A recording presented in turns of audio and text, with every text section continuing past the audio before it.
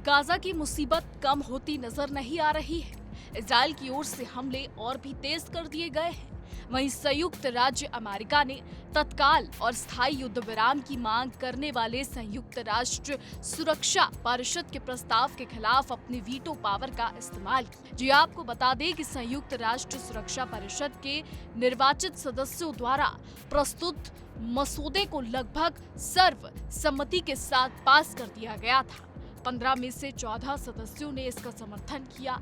इस मसौदा के मुताबिक तत्काल यानी बिना शर्त और स्थायी युद्ध विराम पर सहमति दी गई थी। इसके अलावा हमास द्वारा बनाए गए बंधकों की रिहाई का भी आह्वान किया गया था, लेकिन अमेरिका ने इस पर वीटो पावर लगा दिया। बता दें कि मध्य पूर्व में अमेरिका के विशेष उपदूत ने इस मसौदा पर वॉशिंगटन के रुख का बचाव करते हुए ये तर्क दिया कि इसमें कई खामियां हैं। उन्होंने कहा कि ये हमास की निंदा करने या इजराइल के आत्मरक्षा के अधिकार को मान्यता देने में विफल रहता है। साथ ही ये हमास को लाभ पहुंचाने वाले झूठे आख्यानों को गलत तरीके से वैध ठहराता है।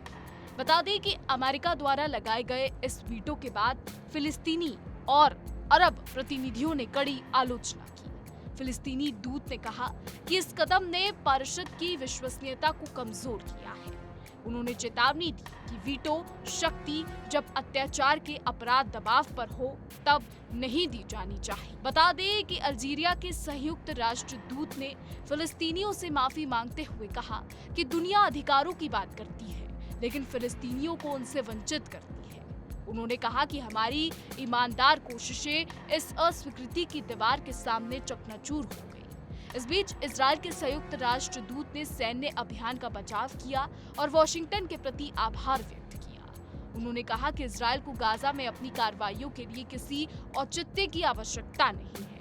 संयुक्त राष्ट्र सुरक्षा परिषद में ये वोटिंग 80वीं वर्षगांठ के अवसर पर की गई। आपको बता दें कि इजराइल और गाजा में युद्ध अभी भी जारी है। गाजा में युद्ध के हालात हैं और इस बीच हम आपको ये भी बता दें कि इजराइल ने हाल ही में कतर की राजधानी दोहा पर हमला किया था। हालांकि ये हमला हमास के शीर्ष नेताओं पर था, लेकिन इस तरीके से कतर की राजधानी में हमला इजराइल के लिए मुश्किलें खड़े कर देने वाला था। मिडिल ईस्ट में इस हमले का विरोध किया जा रहा है। ऐसी खबरें थी कि कुछ समय पहले ही कतर के प्रधानमंत्री और अमेरिका के कुछ बड़े अधिकारियों की मुलाकात हुई थी, जिसमें इजराइल के इस हमले को लेकर बात की गई थी। वहीं हम आपको बता दें कि हाल ही में यूएई ने भी पाकिस्तान के साथ एक बड़ी डिफेंस डील की है।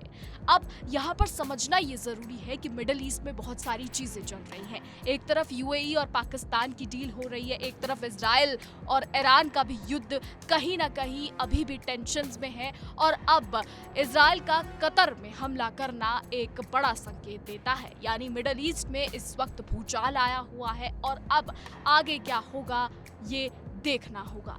अब आने वाले समय में पता लग पाएगा कि आगे क्या होता है। और सबसे बड़ा सवाल, इजराइल और गाजा में युद्ध कब खत्म होगा, अब ये आगे ही पता लग पाएगा। फिलहाल हमारी आज की रिपोर्ट में बस इतना ही। आपकी इस पर क्या राय है, आप इस पर क्या सोचते हैं, क्या कुछ कहना चाहते हैं, हमें कमेंट करके जरूर बताइएगा। और देश और दुनिया की तमाम बड़ी खबरें जानने के लिए देखते रहिए इंडिया डेली।